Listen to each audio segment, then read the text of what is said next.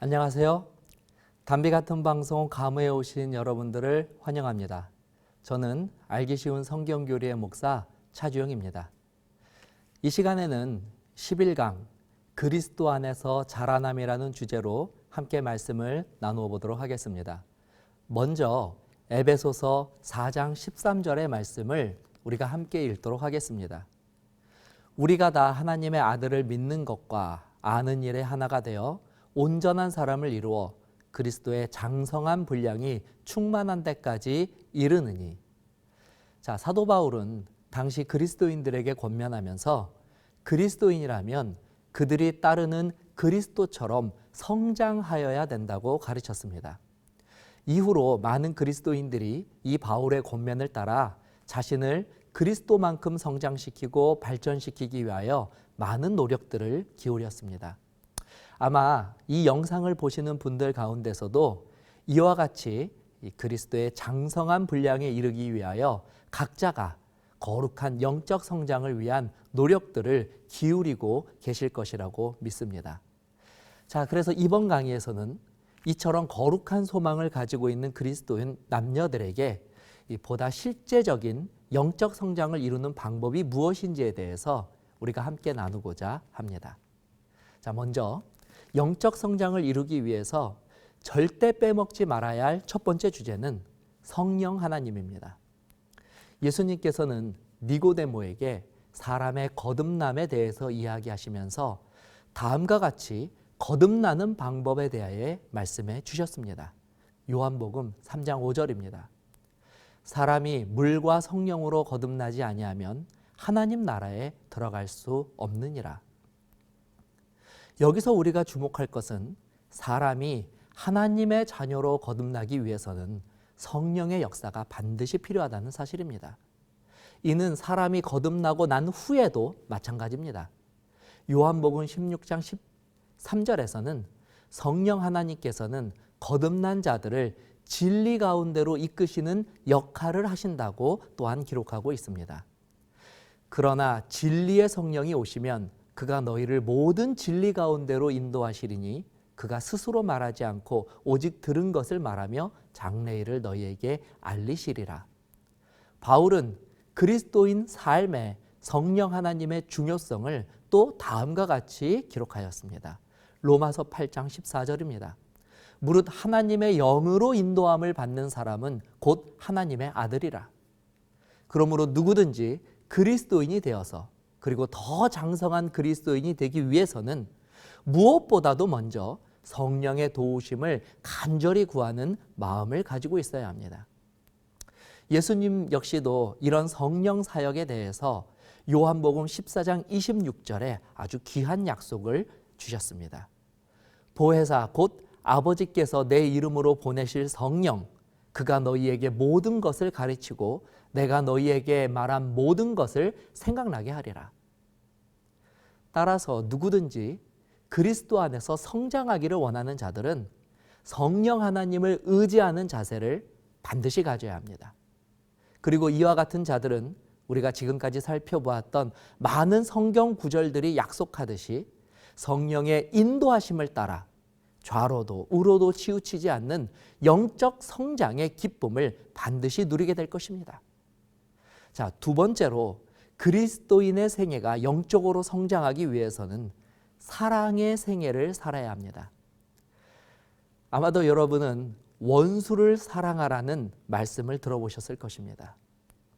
예수님께서 이 땅을 사시면서 사람들에게 보여준 여러 모본 중에서 가장 숭고하고 가장 높은 모본이 있다면 그것은 단연코 예수님께서 우리에게 보여주신 사랑의 모습일 것입니다. 특히 죄인들을 위하여 자신을 십자가에서 희생하신 그 무한하신 사랑의 정신이야말로 우리 그리스도인들이 반드시 닮아야 할 가장 높은 표준이 될 것입니다. 그러므로 그리스도인으로서 성장하기를 원하는 자들이 반드시 기울여야 할 노력은 바로 예수 그리스도의 사랑을 우리도 실천하는 것입니다. 예수님께서는 사랑이야말로 그리스도인들이 반드시 실천해야 할 새 계명이라고도 말씀해 주셨습니다. 요한복음 13장 34절입니다. 새 계명을 너희에게 주노니 서로 사랑하라. 내가 너희를 사랑한 것 같이 너희도 서로 사랑하라. 문제는 우리가 어떤 사랑을 할 때 그리스도인으로서 성장을 경험할 수 있느냐는 것입니다. 사실 사람이라면 누구나 다 사랑을 합니다.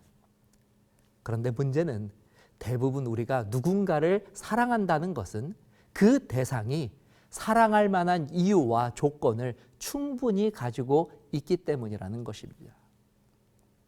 하지만 예수님께서 우리에게 명하신 사랑은 이런 조건적인 사랑이 아닙니다. 예수님이 만일 우리처럼 조건적으로 사랑하셨다면 결코 예수님은 우리를 위하여 십자가를 지실 수 없었을 것입니다.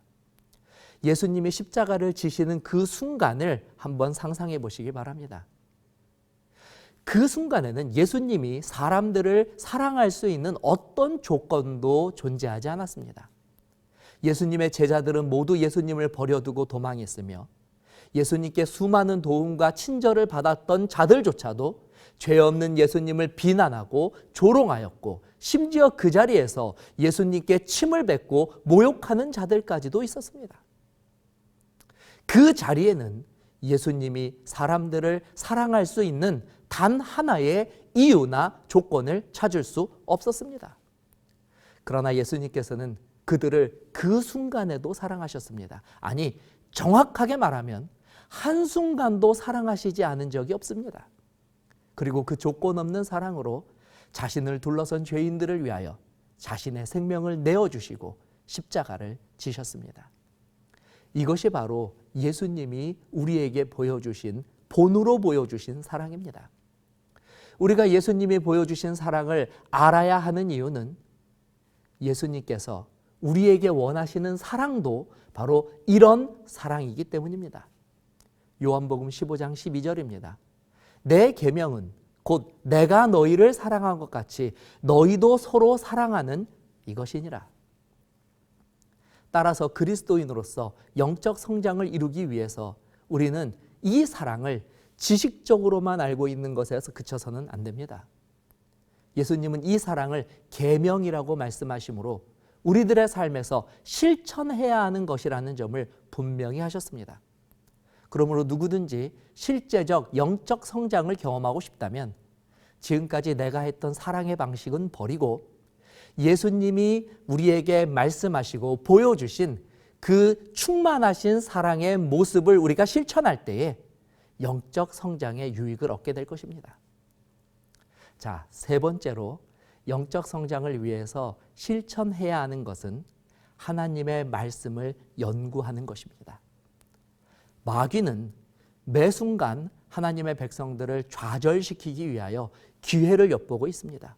그리고 조금의 틈만 보이면 맹렬한 공격을 퍼붓습니다. 마귀의 이 같은 행동은 영적 성장에 있어서 가장 큰 난관이 되기도 합니다.